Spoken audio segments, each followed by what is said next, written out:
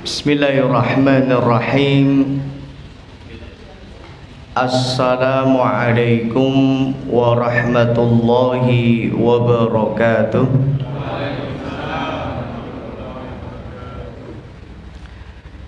Innal hamdalillah nahmaduhu wa nasta'inuhu wa nastaghfiruh wa na'udzu billahi min shururi anfusina wa sayyiati a'malina. May yahdihillahu fala mudilla lahu wa may yudlil fala hadiya lahu. Asyhadu an la ilaha illallah wahdahu la syarika lahu wa asyhadu anna Muhammadan 'abduhu wa rasuluhu la nabiyya ba'da.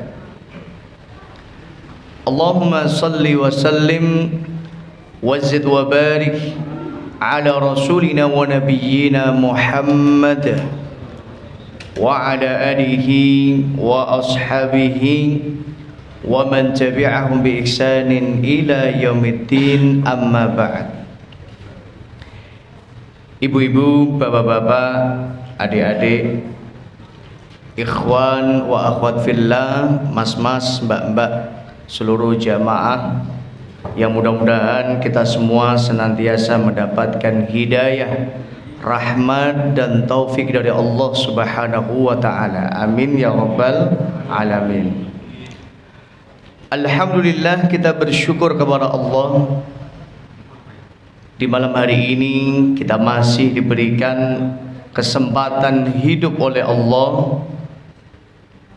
Kita bersyukur kepada Allah, alhamdulillah, dengan nikmat hidup ini dan dengan nikmat sehat ini kita dapat gunakan untuk kita beribadah kepada Allah.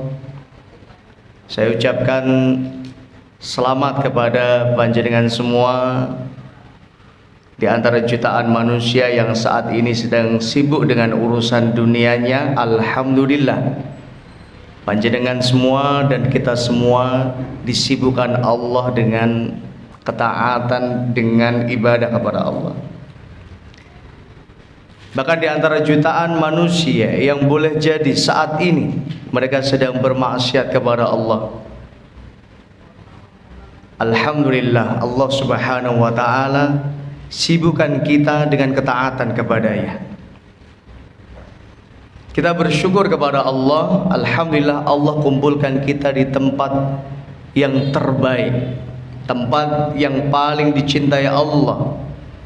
Sebagaimana sabda Nabi sallallahu alaihi wasallam, ahabbul bilad ila Allah masajiduha. Tempat yang paling dicintai Allah di muka bumi ini adalah masjid-masjidnya. Oleh karena itu, sebagaimana yang sering saya sampaikan, kalau kita ingin menjadi hamba yang mendapatkan cintanya Allah, maka jadikanlah diri kita mencintai apa yang dicintai Allah Subhanahu wa ta'ala. Kita cinta dengan masjid, senang dengan masjid, nyaman di masjid. Maka mudah-mudahan dengan cara ini Allah Subhanahu wa ta'ala semakin cinta, sayang dan memberikan ridhonya kepada kita semuanya. Amin ya rabbal alamin.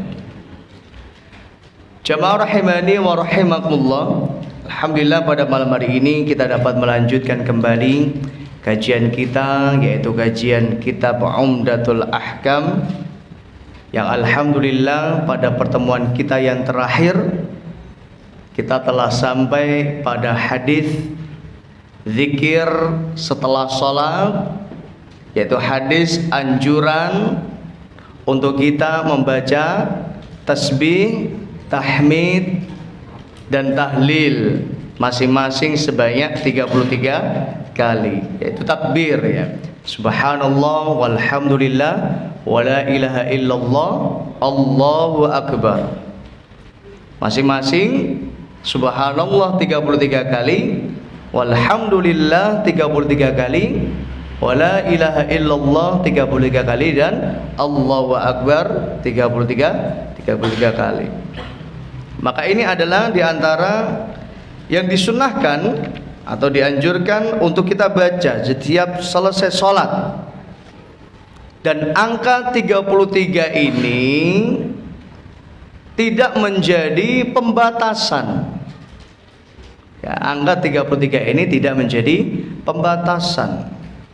Boleh kurang dari 33 dan dianjurkan boleh jadi apa? Bisa lebih dari 33. Namun ya, yang paling dianjurkan minimal paling tidak apa? 33 kali.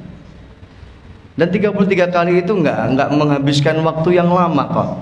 Subhanallah, subhanallah, subhanallah, subhanallah, subhanallah, subhanallah, subhanallah sampai 33 kali. Nah, insyaallah Pak, cukup ya. Insyaallah cukup tidak menghabiskan waktu. Jadi tusabbihun wa tukabbirun wa tahmadun dubura kulli salatin thalathan wa thalathin. Yaitu engkau bertasbih sebanyak 33 kali, wa tukabbirun bertakbir sebanyak 33 kali, wa tahmadun sebanyak 33 kali. Dubura kulli salatin, yaitu setiap selesai salat. Ya jamaah rahimani wa rahimakumullah, inilah yang kita kaji pada pertemuan yang lalu. Dan pada malam hari ini kita akan melanjutkan hadis yang selanjutnya, yaitu hadis yang diriwayatkan dari Ummul Mukminin Aisyah radhiyallahu taala anha. Nomor berapa yang buku kecil? Mas Andi sedang dicari. Pak Udin 137. Yang besar 95. Jadi yang kecil 137, yang besar halaman 95. Dan sebagaimana biasa, sebelum kita mulai kajian kita, mari kita awali dan buka kajian kita pada malam hari ini dengan kita membaca basmalah. Bismillahirrahmanirrahim. Kita berdoa memohon kepada Allah, semoga apa yang kita kaji, apa yang kita pelajari pada malam hari ini menjadi ilmu yang manfaat, ilmu yang barakah untuk diri kita, keluarga kita, dan untuk seluruh kaum muslimin. Amin ya rabbal alamin. Yang kecil berapa? 104. Oh ya, halamannya 104, hadisnya hadis 137. Halaman 104. Yang besar sama ya, halaman 95. Silakan dibuka yang bawa kitab yang kecil, halaman 104. Hadis ini adalah hadis yang diriwayatkan dari Ummul Mukminin An Aisyah radhiyallahu taala anha. Kita tidak perlu mengulangi lagi biografi beliau. Siapa Aisyah? Istri Rasulullah. Ya mesti istri Rasulullah. Anaknya siapa? Abu Bakar. Abu Bakar punya anak berapa? 3. Yang pertama Aisyah, yang kedua piye iki? Asma. Asma siapa? Asma bin Abu Bakar. Binti Abu Bakar. Terus? Ngawur. Abdurrahman bin Abu Bakar. Jadi Aisyah, Asma, dan Abdurrahman bin Abu Bakar. Dan 3 orang ini termasuk yang tahu saat itu di mana Nabi bersembunyi bersama Abu Bakar. Dan 3-tiganya juga sudah punya tugas. Ya. Aisyah radhiyallahu taala anha, ya, tugasnya adalah tentu mempersiapkan hidangan. Asma binti Abu Bakar tugasnya adalah mengantarkan makanan kepada Nabi dan kepada ayahnya. Sedangkan Abdurrahman bin Abu Bakar tugasnya adalah Hah? Bukan mengembala. Abdurrahman bin Abu Bakar tugasnya adalah intel, bahasa sekarang intel. Jadi apa? Intelijen. Jadi mencari informasi yang terupdate, informasi yang ada di kota Mekah, sehingga di malam hari disampaikan informasi itu kepada Nabi dan ayahnya. Nah, ketika menjelang subuh, Abdurrahman bin Abu Bakar turun. Ya, begitu juga Asma bin Bakar turun dari gua Thur. Nah, di pagi harinya kan namanya padang pasir mesti ada jejak kaki. Maka jejak kaki itu dihapus dengan domba, dengan jejak kaki domba yang digembala oleh siapa Bapak Ibu? Namanya siapa? Yang bisa jawab hadiah umroh. Serius? Saya itu sampai 5. 1, 2, 3, 4, 5. Ya nggak dapat deh. Siapa? Amir bin Fuhairah. Nah, dicatat ini, nggak ada dalam kitab. Siapa? Amir bin Fuhairah. Semuanya umroh insyaallah. Nah, ini Amir bin Fuhairah ini adalah siapa? Budaknya Abu Bakar atau pelayannya Abu Bakar. Ya, saat itu juga mendapatkan tugas. Tugasnya adalah menggembala domba di sekitar Jabal Thur. Sehingga fungsi domba itu apa? Nanti apa? Jejak kakinya domba itulah diharapkan bisa menghapus jejak kakinya Asma, ya, Aisyah, atau jejak kakinya Abdurrahman bin Abu Bakar radhiyallahu taala anhum. Nah, itu.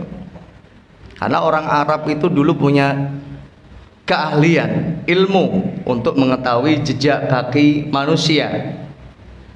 Ya, kalau sekarang hampir mirip dengan detektif. Kalau sekarang polisi apa?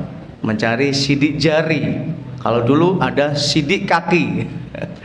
Jadi jejak kaki, ini kaki laki-laki, ini kaki perempuan, ini tahu orang Arab. Atau ini kakinya siapa, ini kaki siapa. Sebelumnya dipelajari itu kaki. Salah kakinya Pak Udin ini, Pak Udin jalan. Nah, ini jejak kakinya Pak Udin ini sudah dipelajari.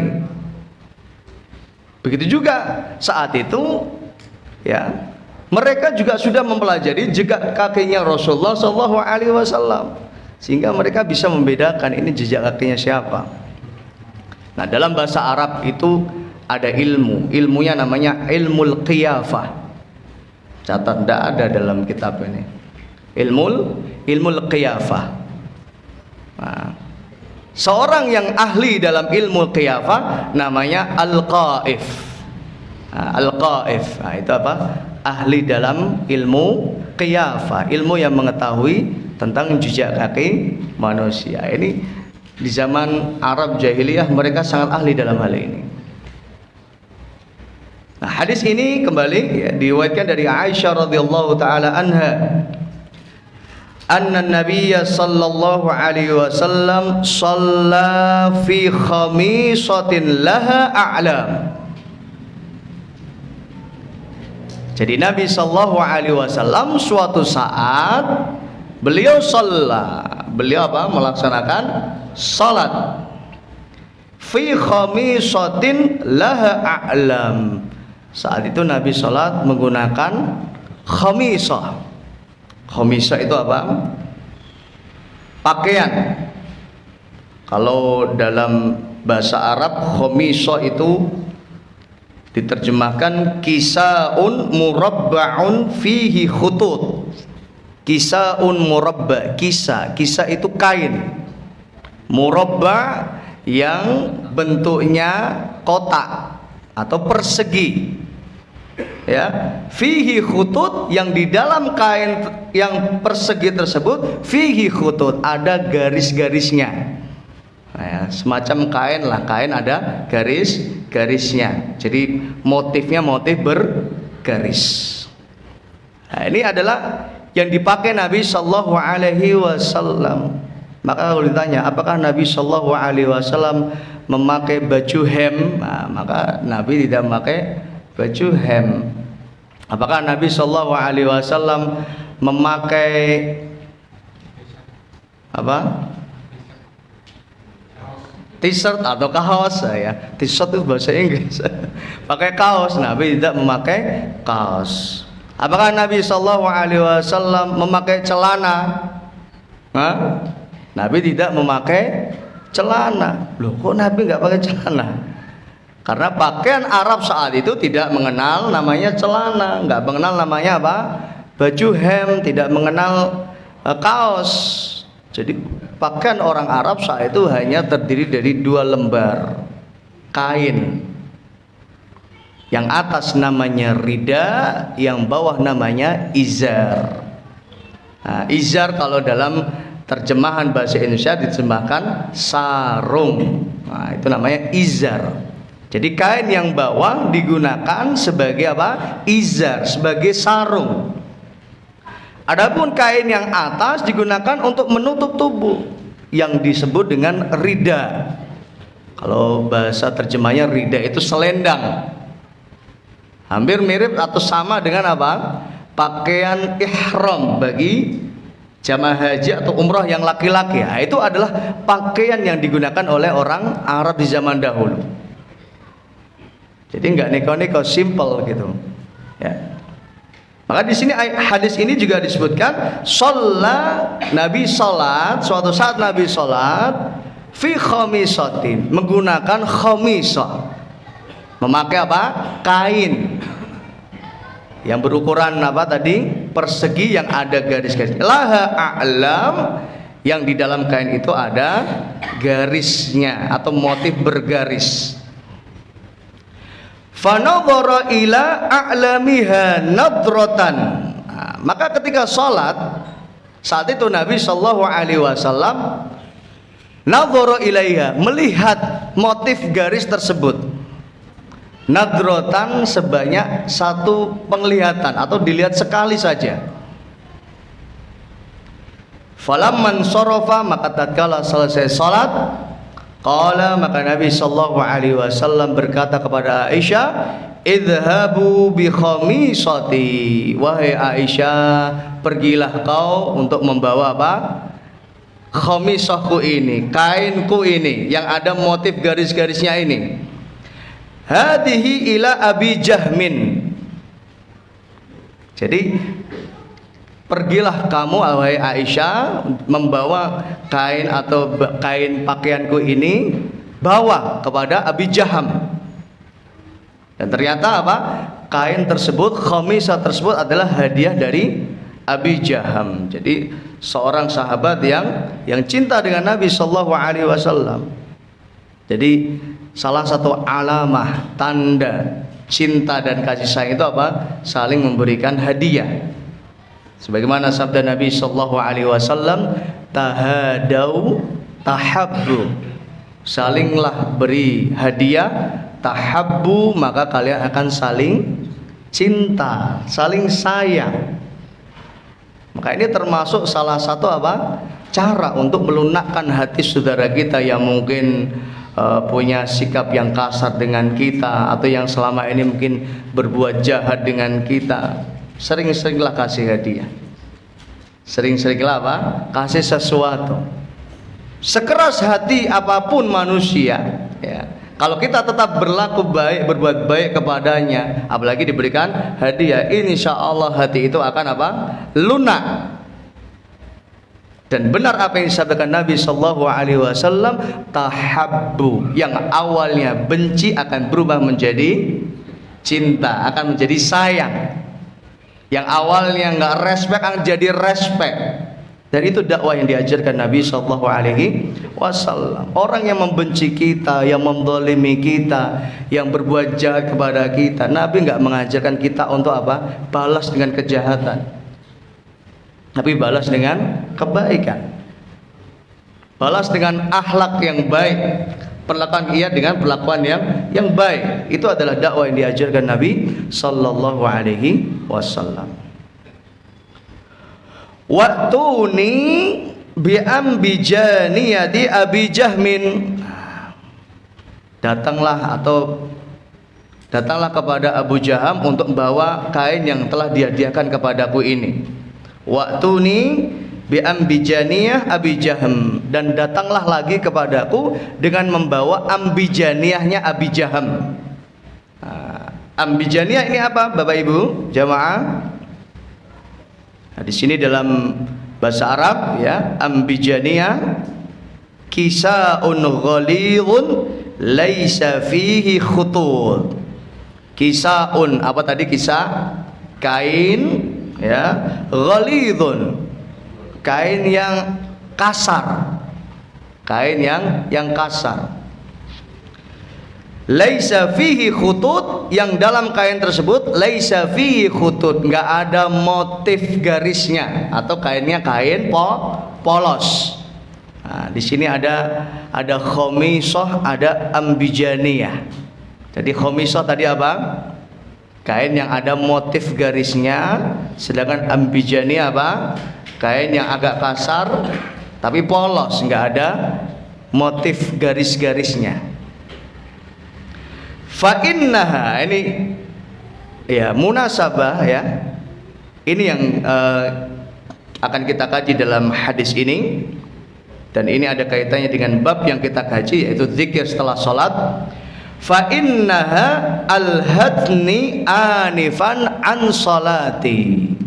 Bayangkan, dengan kain yang bermotif garis, kata Nabi sallallahu alaihi wasallam, fa innaha, karena kain yang bergaris tadi, yang bergaris itu, alhatni anifan an shalah, melalaikan aku dari salat. Bayangkan, Nabi sallallahu alaihi wasallam merasa terganggu, merasa terlena dengan kain yang ada motif garisnya. Bagaimana dengan kita ketika kita melihat saudara kita memakai baju kaos belakangnya gambar ketek gitu, atau ada tulisan jangan dibaca? Loh, maksudnya gimana kok jangan dibaca? Ya otomatis orang yang sholat di belakangnya apa? Yang baca, nggak akan fokus. Maka ini bukannya dapat pahala, malah dapat dosa. Ini menjadi sebab orang tidak khusyuk. Maka hati-hati ketika kita apa? Datang ke masjid. Kalau bisa apa? Memakai pakaian yang tidak menimbulkan fitnah atau tidak mengganggu orang lain. Ya, tidak mengganggu orang lain. Yang ketika orang itu melihat pakaian kita atau kain kita, orang itu tidak apa? Tidak terlena atau tidak apa? Terpaling dari kekhusyuan di dalam sholat. Nah, ini repotnya seperti ini.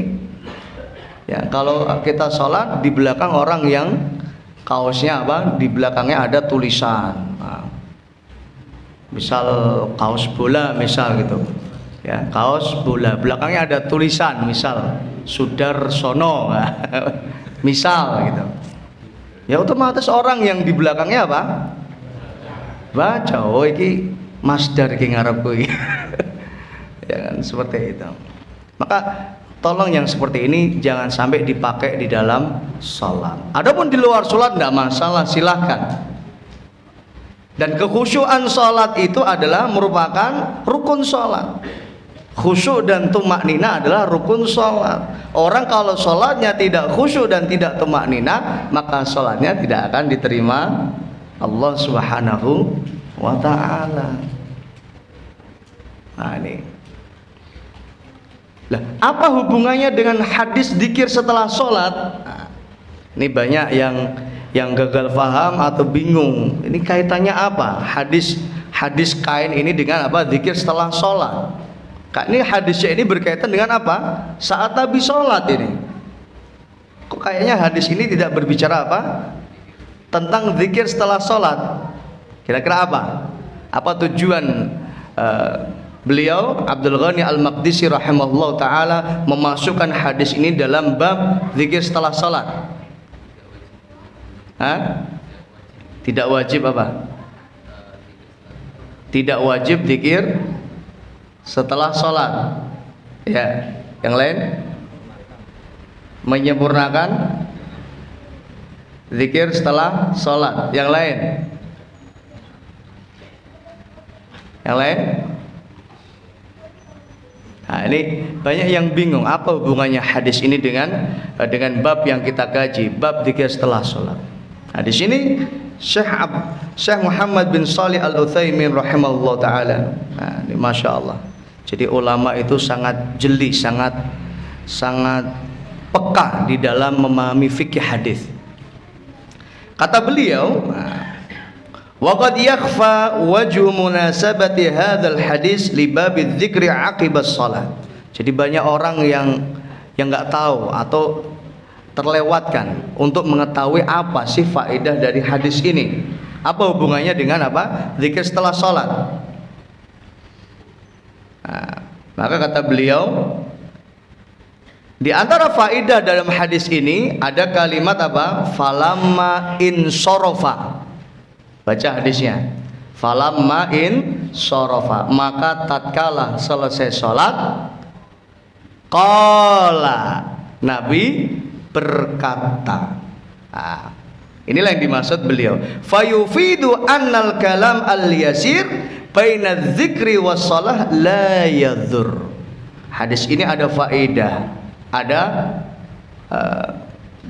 manfaat yang kita ambil. Di antaranya apa? Bahwa berbicara dengan sesuatu yang sedikit atau berbicara secukupnya, baina dzikri was shalah, antara zikir dan salat, artinya setelah salat dan antara zikir, la yadhur, hal itu tidak mengganggu kekhusyuan. Artinya hal ini tidak mengapa, boleh. Artinya boleh setelah sholat apa? Kita berucap sesuatu kepada saudara kita atau teman kita sebatas kebutuhan. Yang penting yang nggak boleh adalah ngobrol. Jadi misal setelah salam, assalamualaikum warahmatullah, misal ada sesuatu yang perlu dibicarakan penting, tidak masalah. Dan ini Nabi Shallallahu Alaihi Wasallam juga apa? Setelah salam beliau langsung sampaikan kepada Aisyah radhiyallahu taala anha, wahai Aisyah, bawa kembali ini baju yang tadi dihadiahkan Abi Jaham. Tolong apa? Barter, tukar dengan bajunya Abi Jaham yang lain. Ganti dengan ambijani, tidak apa-apa, kainnya kain yang agak kasar, tidak apa-apa. Yang penting apa? Nggak ada motif garis-garisnya. Ini juga menjadi dalil bahwa Nabi itu tidak suka, dan Nabi apa? Khawatir kalau nanti Nabi Shallallahu Alaihi Wasallam sholat dengan menggunakan baju yang bergaris-garis, Nabi khawatir sholatnya apa? Tidak khusyuk atau terganggu kembali. Nah ini. Maka ini juga karena masih dalam bab yang sama, khusyuk ya, maka kita berusaha semampu kita untuk kita menjaga khusyukan di dalam sholat, sehingga hal-hal yang berkaitan dengan selain sholat ya, kalau bisa sebelum sholat itu diselesaikan terlebih dahulu.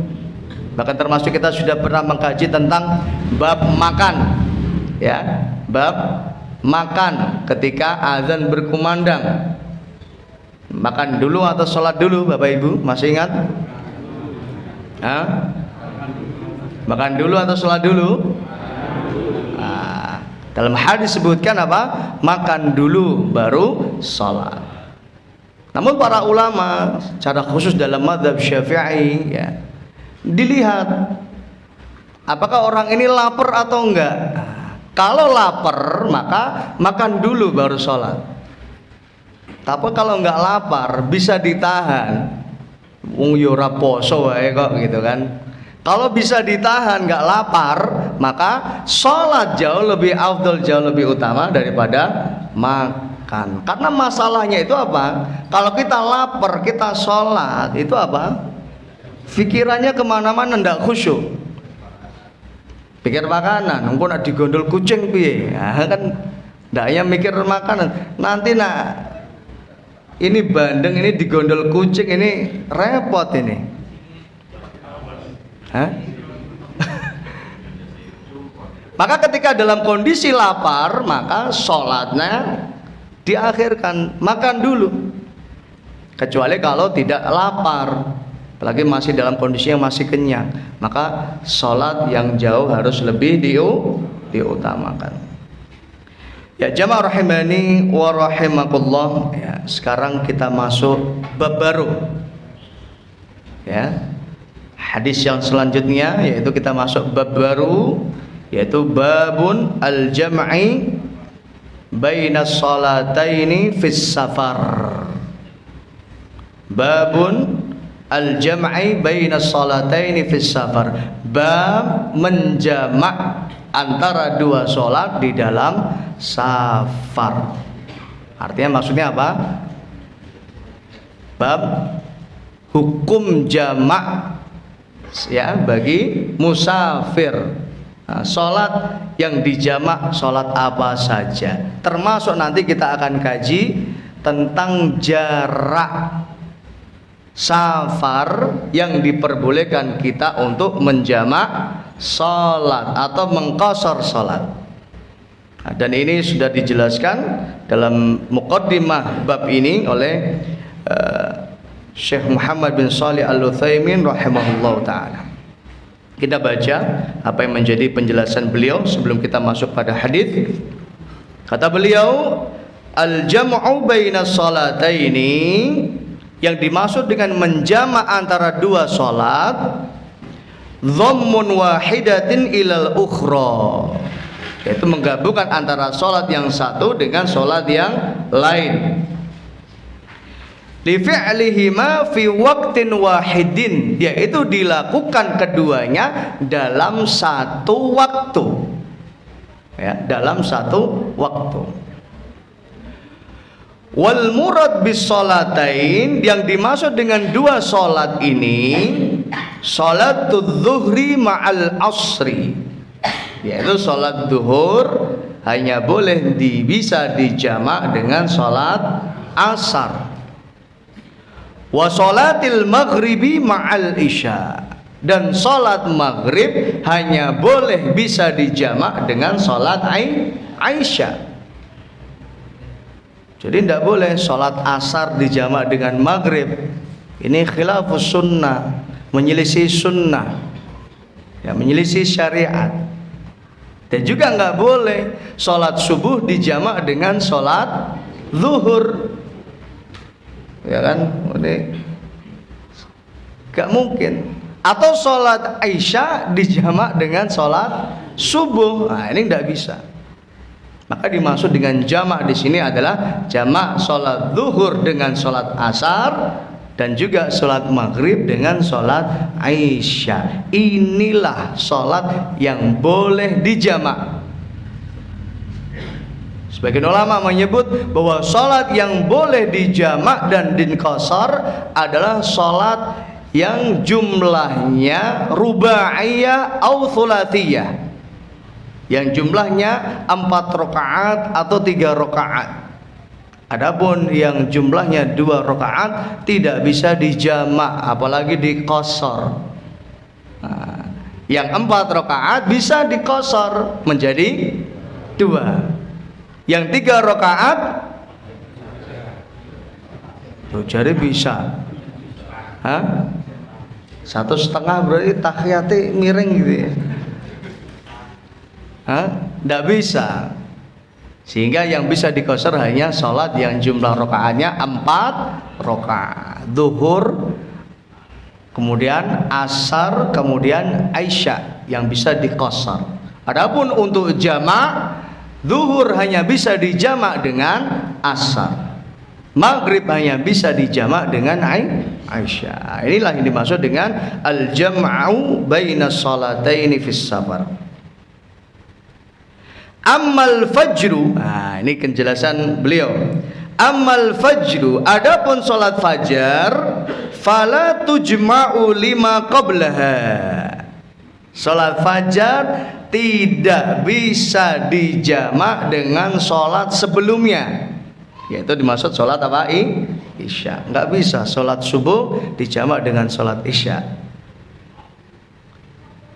Wala lima ba'daha, dan juga tidak bisa sholat subuh, sholat fajar dijamak dengan sholat yang datang setelahnya, yaitu sholat zuhur. Ini yang kita maksud tadi. Jadi sholat subuh tidak bisa dijamak dengan sholat isya, dan juga nggak bisa dijamak dengan sholat dan nggak bisa dijamak dengan sholat zuhur. Yastaqillu binafsi, dia berdiri sendiri. Ya, jamaah rahimani wa rahimakumullah, ini adalah definisi atau pengertian tentang jamak salat. Kemudian yang kalimat yang selanjutnya adalah fis safar, dalam kondisi safar. Nah, inilah yang ingin kita kaji secara detail tentang definisi safar. Apa yang dimaksud dengan safar dan apa yang menjadi batasan safar, atau berapa jarak safar yang menjadi patokan, mana yang benar. Ada yang mengatakan 144 kilo, ada yang mengatakan 84 kilo, ada yang mengatakan 1,5 kilo atau 2 kilo sudah boleh safar. Boleh enggak? 2 kilo, perjalanan 2 kilo, boleh enggak safar? Desanya sudah enggak kelihatan. Panjenengan naik gunung desa ketok kabeh, Pak.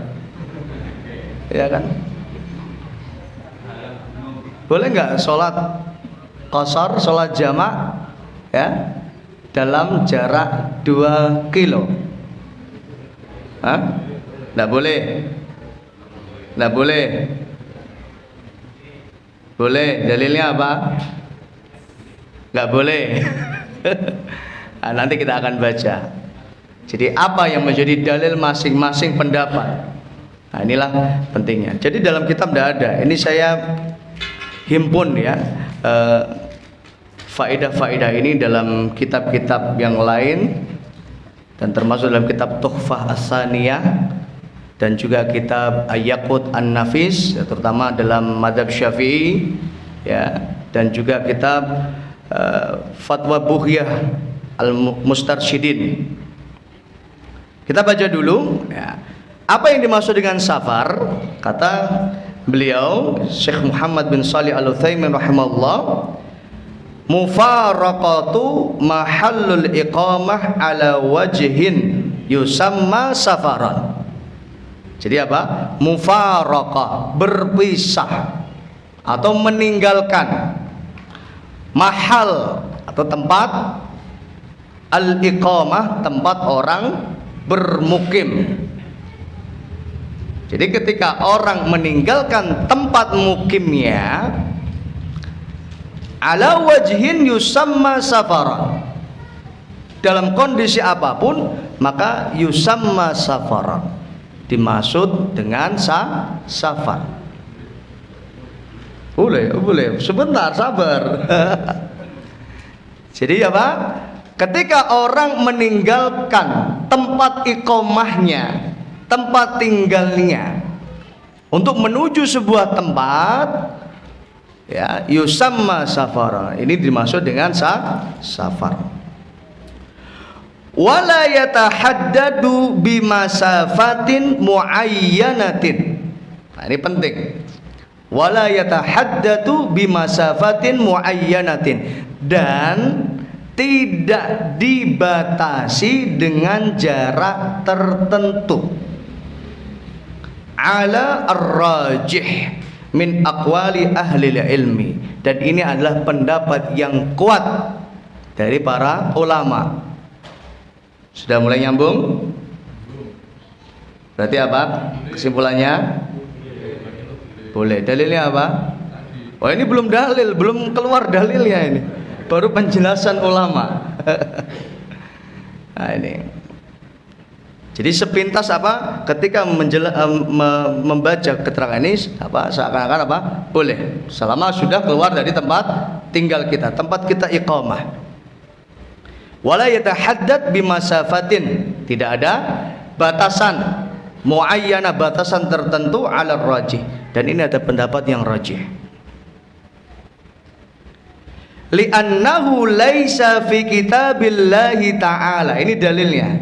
Jadi alasannya, Kenapa kok pendapat yang mengatakan bahwa tidak ada batas tertentu dalam safar itu apa?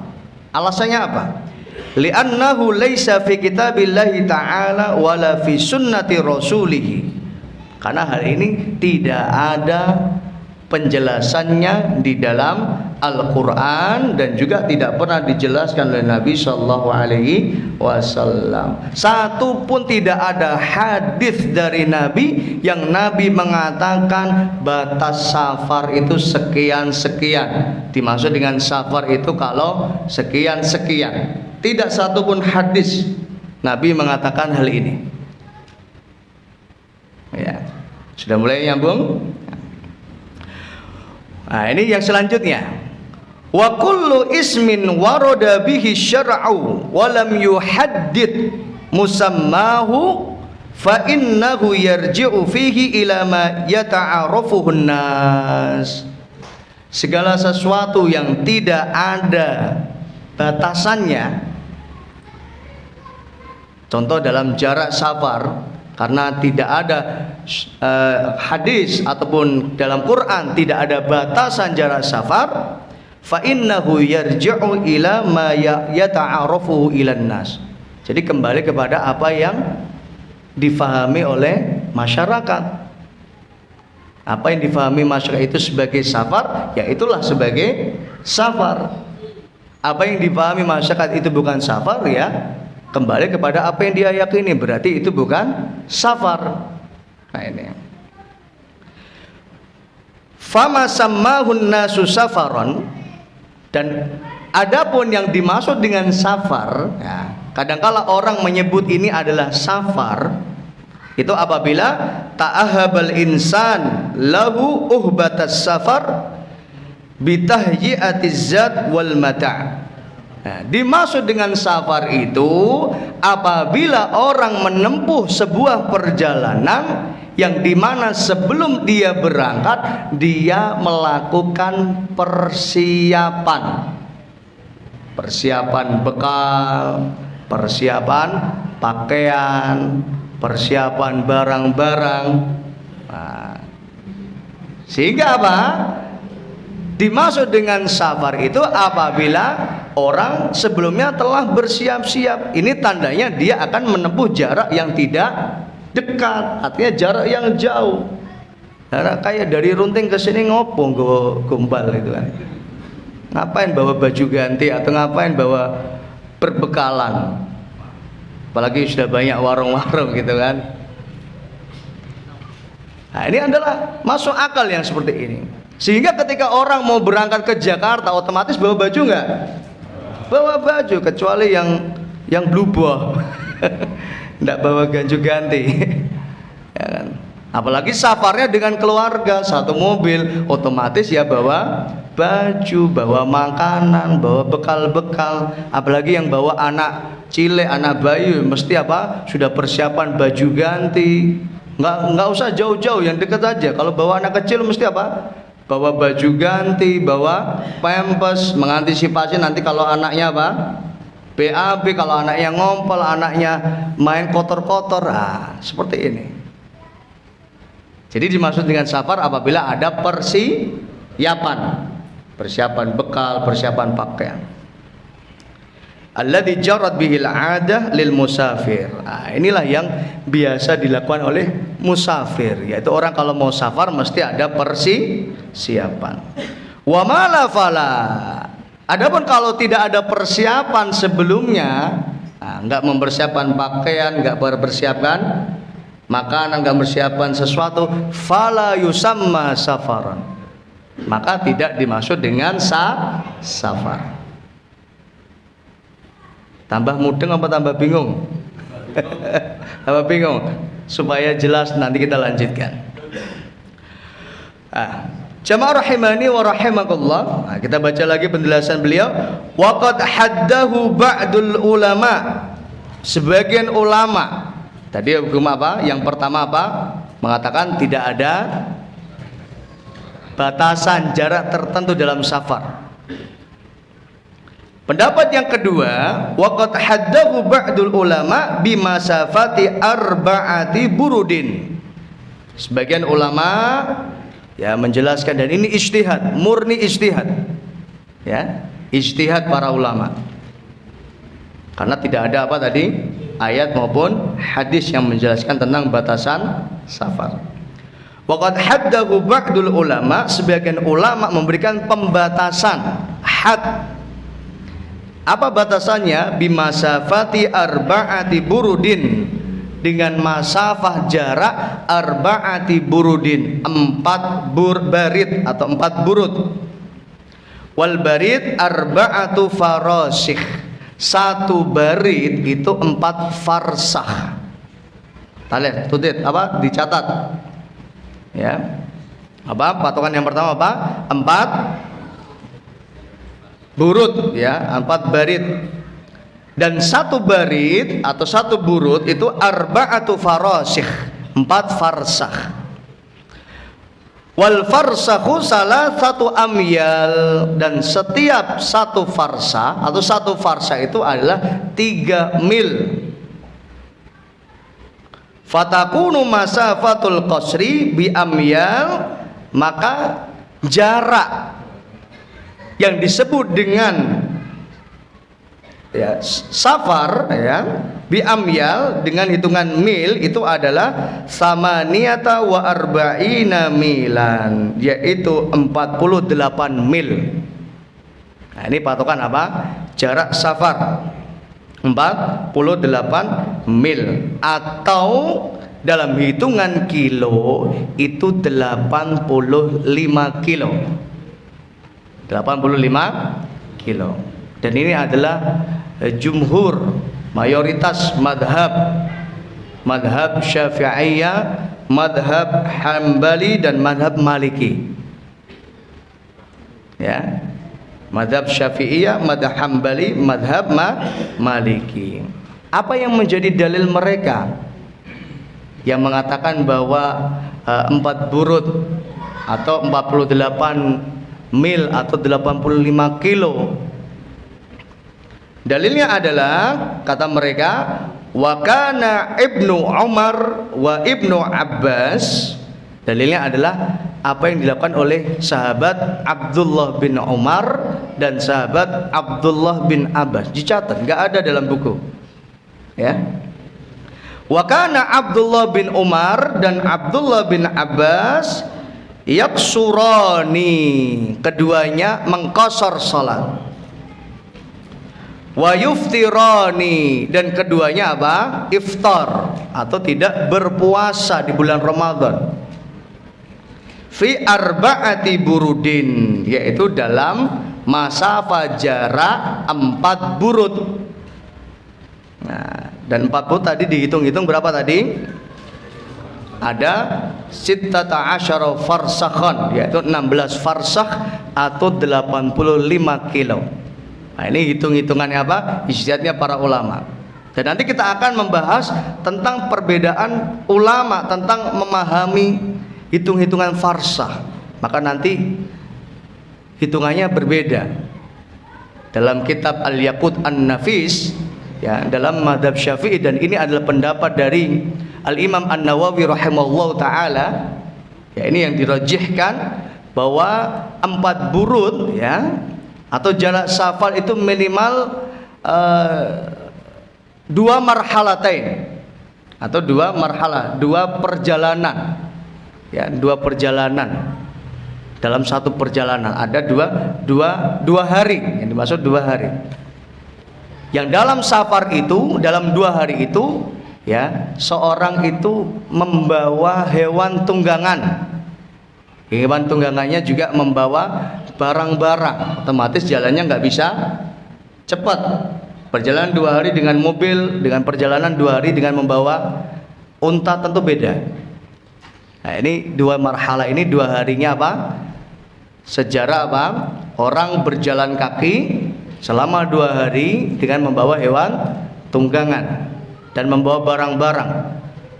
Sudah plus makannya, sudah plus waktu istirahat, sudah plus waktu sholat. Nah, ini adalah jarak masafah salat qasar dalam mazhab Syafi'iyah. Pendapat yang pertama, dan ini adalah pendapat yang dirajikan oleh Imam An-Nawawi dalam kitab Al-Yaqut An-Nafis, bahwa dan dua marhalah ini adalah 144 km.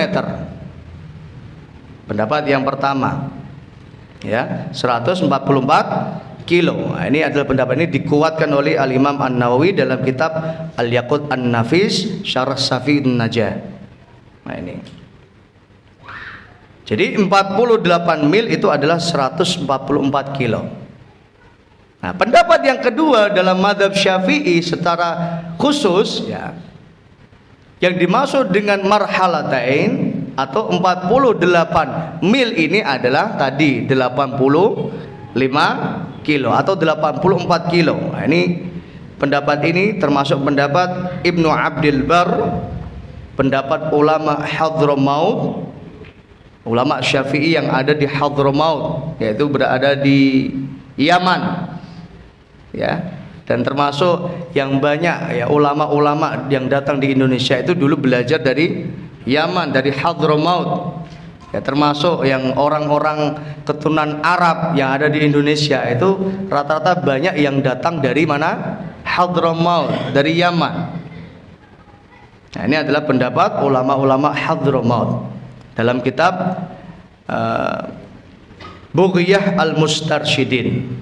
Ini dalam madhab Syafi'i. Jadi dalam madhab Syafi'i sendiri ada dua pendapat. Yang pertama tadi apa? 144 kilo, dan ini yang dikuatkan oleh Al-Imam An-Nawawi. Yang kedua tadi berapa?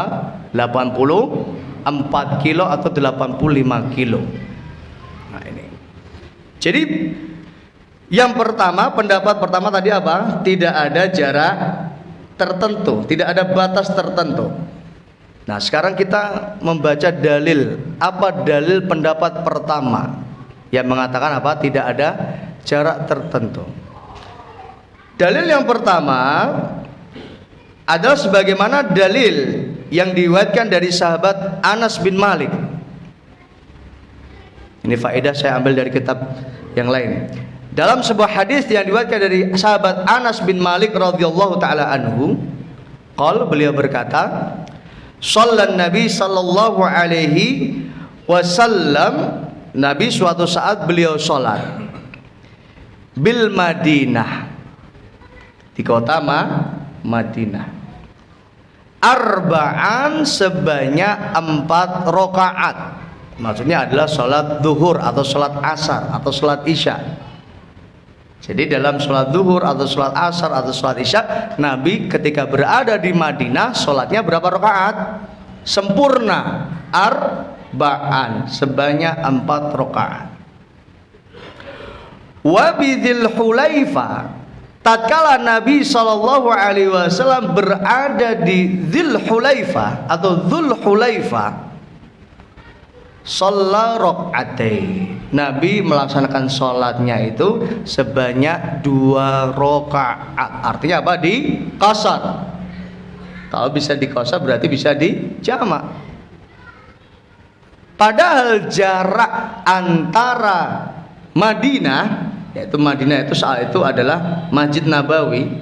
Jarak antara Masjid Nabawi dengan Dzul Hulaifah itu tidak nyampe 2 kilo.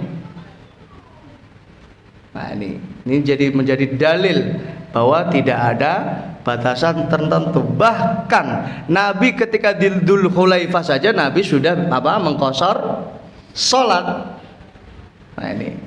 Jadi ini yang dilakukan Nabi sallallahu alaihi wasallam, padahal jaraknya sekitar 3 mil tadi, enggak nyampe 2 kilo. Dari Masjid Nabawi dengan Dzul Hulaifah. Apa Dzul Hulaifah itu Bapak Ibu? Yang jamaah haji harusnya hafal.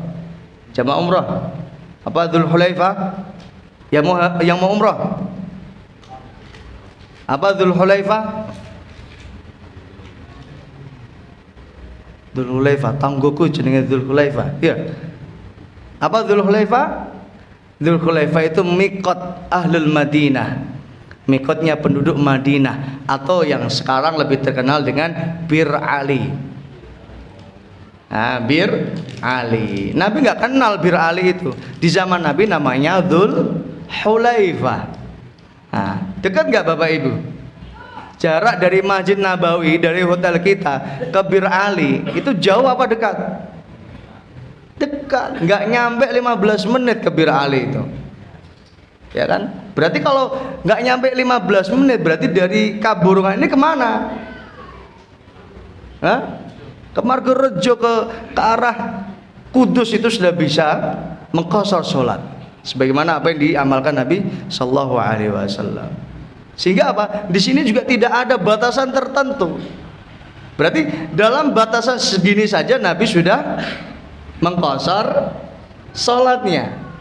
Ini yang menjadi dalil bahwa tidak ada batasan tertentu. Kemudian dalil yang kedua, dalam riwayat Yahya bin Yazid Al-Hana'i, beliau berkata, sa'altu Anas bin Malik. Suatu saat aku bertanya kepada sahabat Anas bin Malik. Siapa Anas bin Malik? Ngantuk. Anas bin Malik radhiyallahu taala anhu, sahabat Nabi, pelayannya Nabi. An qasris shalah, tentang salat qashar. Faqal, maka Anas bin Malik mengatakan, kana Rasulullah, jadi biasanya Nabi sallallahu alaihi wasallam idza kharaja masirati amyal, apabila Nabi itu pergi ya safar sejarak masirati amyal au salasati farasih, yaitu sejarak 1 mil atau 3 farsah, ya, shalla rakaatain. Tadi 1 mil berapa tadi? Jaraknya 1 mil berapa? 1 mil, coba tolong dicari di internet. 1,609 kilo, berarti 1,5 kilo. Nah, taruhlah 1,5 kilo, itu 1 mil. Ya. Jadi Nabi Shallallahu Alaihi Wasallam kalau beliau safar sudah sampai jarak 1,609 kilo atau sekitar 1,5 kilo. 1,5 kilo itu kemana itu? Dari sini kemana Bapak Ibu?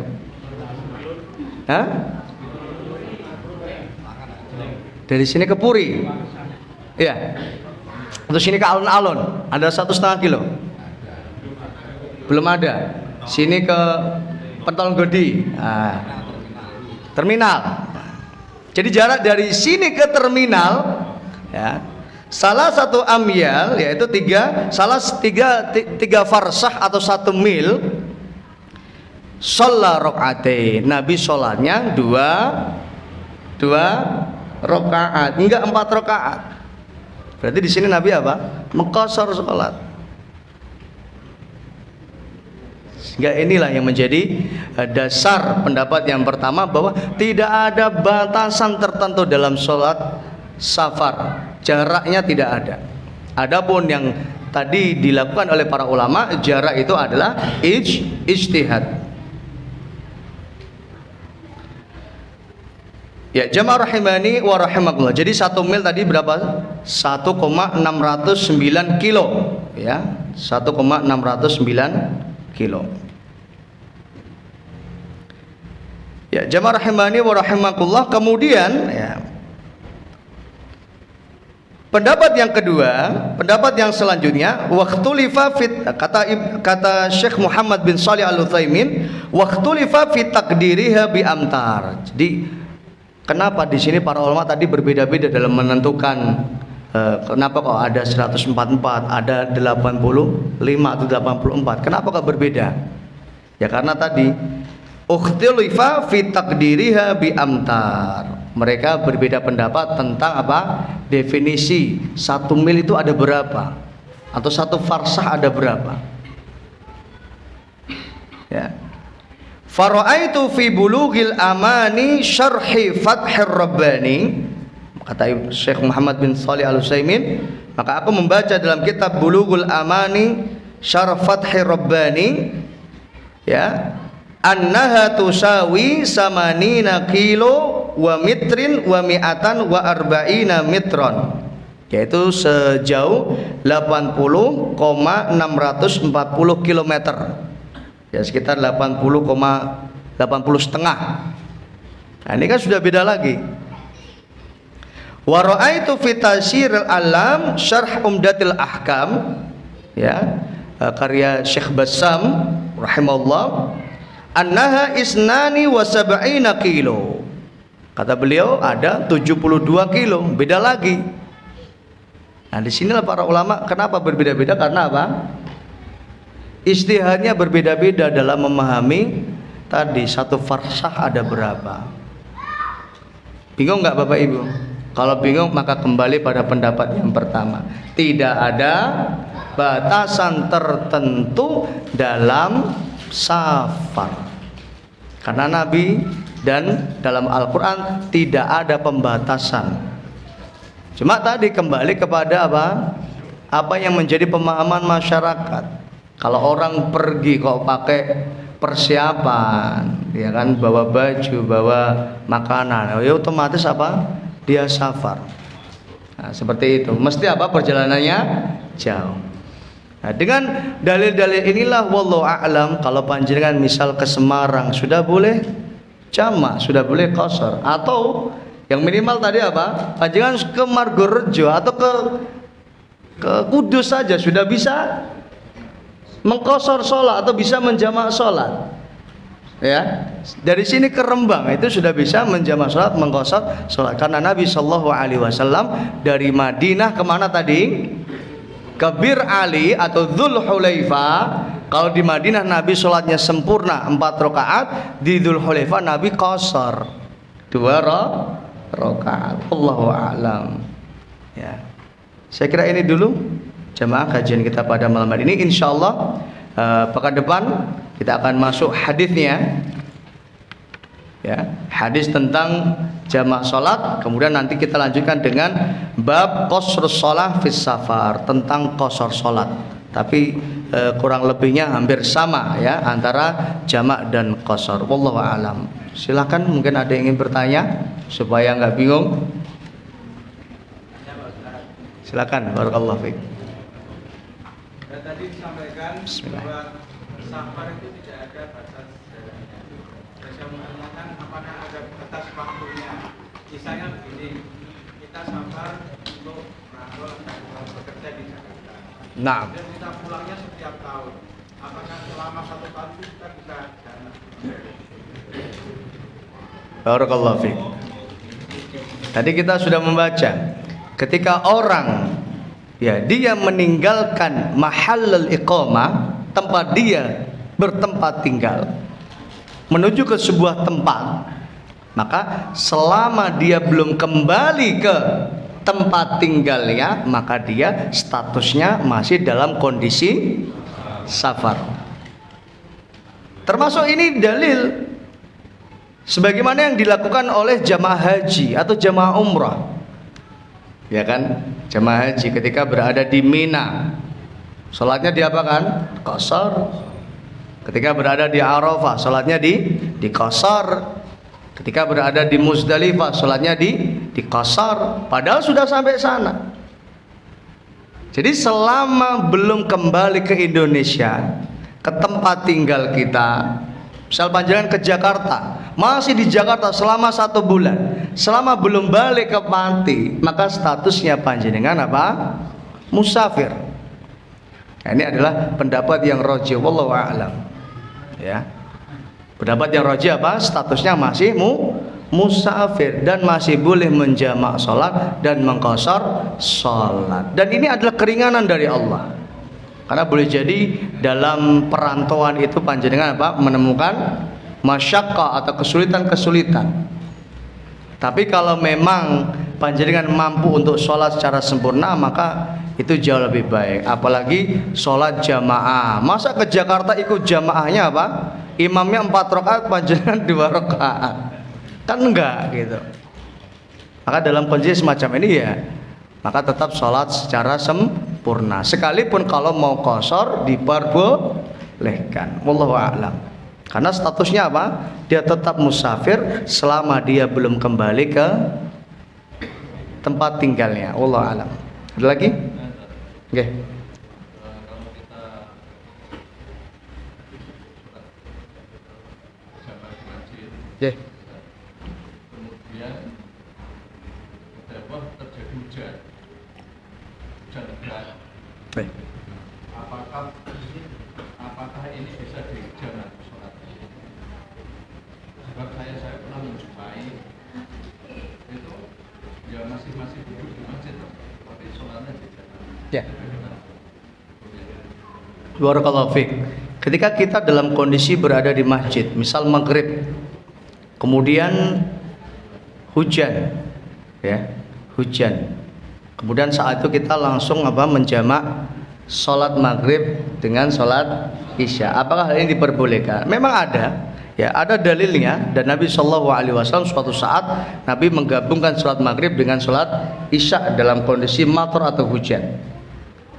Namun tentu dalam hal ini kembali lagi kepada kondisi. Kalau memang tidak ada kebutuhan, panjenengan tidak dalam kondisi mendesak harus segera pulang, atau dalam kondisi tidak ada hajat yang lain, apa susahnya kita menunggu waktu isya? Toh kita berada di dalam masjid, ya. Toh kita di dalam masjid. Maka hal ini dua-duanya bisa diamalkan karena memang masing-masing ada dalilnya. Wallahu a'lam. Ada lagi? Silakan. Sampun. Berarti ke Kudus boleh jamak ya? Lanjut. Oh, lanjut. Pertanyaan tadi. Iya. Nah, setelah dijamak itu harusnya pulang atau tetap di masjid? Kan harusnya ya secara logika kalau Iya. kita menjamak kan ada kebutuhan yang lain. Harusnya kan kita pulang. Nah, kalau kita masih menetap di masjid sampai tiba waktu isya, bagaimana itu? Ya, barakallah. Inilah yang menjadi sebagian ulama tidak memperbolehkan dalam jamak sholat, sekalipun pendapat pertama tadi boleh. Jadi pendapat yang kedua mengatakan tidak boleh. Kenapa? Ya karena kita sudah berada di masjid, toh kondisi hujan, ngapain dijamak sholatnya? Ya kan? Ngapain dijamak sholatnya? Toh nanti kita bisa sholat isya ketika azan berkumandang, ketika waktunya sholat isya, dan itu tidak mengganggu diri kita. Nah, seperti itu. Kecuali kalau panjenengan dalam rangka atau kondisi musafir, maka tentu hal ini mutlak, musafir boleh menjamak dan mengqashar. Cuma kalau mukim, inilah yang menjadi permasalahan sebagian para ulama. Nah, sehingga masalah ini menjadi khilafiyah. Maka mana yang kita ambil, mana yang mudah bagi panjenengan dan tidak memberatkan bagi panjenengan, ya kan? Selagi panjenengan masih bisa sabar menetap di masjid menunggu waktu isya, toh apalagi dalam kondisi hujan, maka itu tentu jauh lebih baik. Jadi setelah sholat maghrib dimanfaatkan untuk apa? Baca Al-Quran, kan? Pakai baca Al-Quran, zikir, sampai datang waktunya isya. Toh jarak dari maghrib isya itu berapa menit? Gak lama. Berapa maghrib ke isya? 1 jam. Gak lama. Ya, sudah dipotong sholat, ya kan? Sudah dipotong persiapan. Jarak antara adzan dan qomat 10 menit. Jarak sholat takbiratul ihram ke salam misal 10 menit, sudah dipotong 20 menit. Masih tersisa berapa? Sekitar 45 menit. 45 menit panjenengan manfaatkan untuk baca Al-Quran, untuk dzikir, i'tikaf di masjid. Dan termasuk di antara amalan yang pahalanya besar apa? Wantidhurus shalah ba'da shalah. Ya, menunggu salat setelah melaksanakan salat. Nah, ini biasa dilakukan para sahabat. Para sahabat biasa menunggu waktu isya setelah salat maghrib. Jadi mereka setelah maghrib itu nggak pulang, i'tikaf di masjid, baca Al-Quran, berzikir sampai datangnya waktu isya. Nah, ini adalah di antara amalan yang mendatangkan pahala yang besar. Wallahu a'lam. Masih ada? Salat Jumat sama salat Asar bolehkah dijamak? Wallahu a'lam. Sebagian mengatakan tidak boleh karena rukunnya berbeda. Ya, dalam salat Jumat ini ada khutbah, ya, dan ada yang lain, ya. Adapun dalam sholat asar tidak ada. Tapi sebagian ulama membolehkan, ya. Sebagian membolehkan. Wallahu a'lam. Mayoritas para ulama dalam hal ini, ya, secara khusus dalam mazhab Hambali, dalam mazhab Maliki memperbolehkan antara jamak dengan sholat asar, sholat Jumat dengan sholat asar. Jadi juga menjadi pendapat, ya, keputusan dalam fatwa Al-Irsyad, Dewan Fatwa Al-Irsyad. Itu kalau panjenengan baca juga, nah, itu juga memutuskan bahwa boleh menjamak antara sholat Jum'ah dengan sholat asar. Tentu dalam melihat kondisi. Kalau kondisi panjenengan musafir silakan, ya kan? Kalau dalam kondisi safar, toh memang bagi musafir itu tidak ada kewajiban sholat Jumat. Nah, inilah di sini titik kenapa di sini ada khilaf para ulama. Jadi bagi musafir tidak ada kewajiban untuk menghadiri sholat Jumat, sehingga kewajiban Jumatnya gugur. Ini khusus bagi musafir. Adapun mukim wajib sholat Jumat. Ya. Kalau panjenengan bisa sholat Jumat, ya nggak masalah, silahkan. Tapi kalau panjenengan memilih nggak ikut sholat Jumat, nggak masalah. Dan ini adalah keringanan dari Allah Subhanahu wa Ta'ala. Wallahu a'lam. Sampun ya. Terakhir. Yeah. Keutamaannya kita melaksanakan dengan sempurna sholat tadi, atau kita mengambil rukhsah dari Allah. Ya. Artinya Allah senang kalau itu gimana? Ya, barakallahu fiik. Jadi ada hadis Nabi sallallahu alaihi wasallam bersabda, "Innallaha yuhibbu an tu'ta ruhasahu." Jadi Allah senang kalau keringanan yang Allah berikan itu apa? Diambil oleh hambanya atau dilakukan oleh hambanya. Sudah dikasih dispensasi keringanan, kok nggak mau? Ini seakan-akan apa? Menolak apa yang diberikan oleh Allah Subhanahu wa Ta'ala. Maka kalau Allah sudah kasih keringanan, ya silahkan panjenengan ambil itu keringanan, dan itu termasuk perkara yang dicintai Allah Subhanahu wa Ta'ala. Sekalipun kalau panjenengan nggak ambil juga nggak berdosa. Kalau tidak ambil tidak berdosa. Tapi kalau keringanan rukhsah yang Allah berikan itu kita ambil, kita lakukan, maka itu termasuk diantara perkara yang dicintai Allah Subhanahu wa Ta'ala. Allahu a'lam. Saya kira ini Bapak Ibu kajian kita pada malam hari ini. Sudah jam 9 kurang seperempat, ya. Harusnya setengah 9 selesai kita, ya. Setengah 8 mulai, setengah 9 selesai. Insya Allah pekan depan kita akan melanjutkan, ya, hadis-hadis yang selanjutnya. Semoga Allah Subhanahu wa Ta'ala senantiasa memberikan kita keikhlasan, kesabaran, istiqomah dalam ketaatan, istiqomah dalam ibadah dan amal saleh.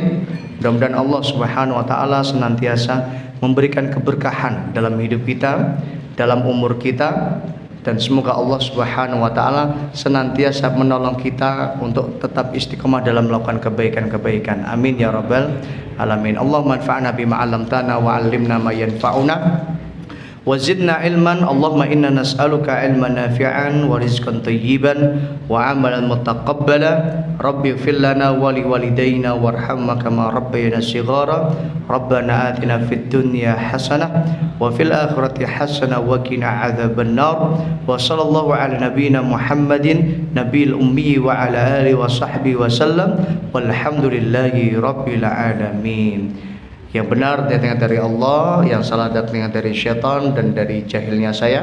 Jika ada yang benar alhamdulillah, yang salah maka saya siap rujuk pada pendapat yang benar. Mari kita akhiri dengan doa kafaratul majlis. Subhanakallahumma wa bihamdika asyhadu an la ilaha illa anta astaghfiruka wa atubu ilaik. Assalamualaikum warahmatullahi wabarakatuh.